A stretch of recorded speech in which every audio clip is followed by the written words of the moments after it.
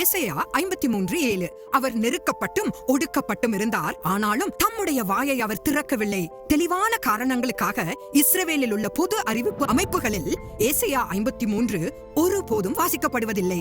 தீர்க்கதரிசியாகிய ஏசாயா கர்த்தரிடமிருந்து ஒரு தீர்க்க தரிசன வார்த்தையை தான் கொண்டு வந்தார். இயேசு கிறிஸ்து தன் மீது சுமத்தப்பட்ட அத்தனை குற்றச்சாட்டுகளுக்கு மத்தியிலும் ஒருபோதும் தன்னை தற்காத்துக் கொள்ளவோ அல்லது வாதிடவோ முயலவில்லை. நமக்காகவே அவர் எதிர்த்து போராடாமல் இருந்தார். இயேசு மௌனமாக இருந்தார் என்று பல ஆண்டுகளுக்கு பிறகு மத்தேயு 26:63 உறுதிப்படுத்துகிறது. தீர்க்க தரிசனத்தை நிறைவேற்றுவதற்காகவே அவர் மௌனம் காத்தார். இயேசு தன்னை தற்காத்து பேச முடிவு செய்திருந்தால் குற்றமற்றவராக அவரால் அனைத்து விசாரணைகளையும் நிறுத்தி இருக்க முடியும். அவர் சிலுவையிலிருந்து தப்பிப்பதற்காக வரவில்லை, மாறாக நமக்காக அதை சகிப்பதற்காகவே வந்தார். இயேசுவின் பாவமில்லாத இரத்தத்தினால் நீங்கள் மன்னிக்கப்பட்டிருக்கிறீர்களா? மன்னிக்கப்பட்ட ஆத்துமாக்கள் மட்டுமே பரலோகத்தில் நுழைய முடியும்.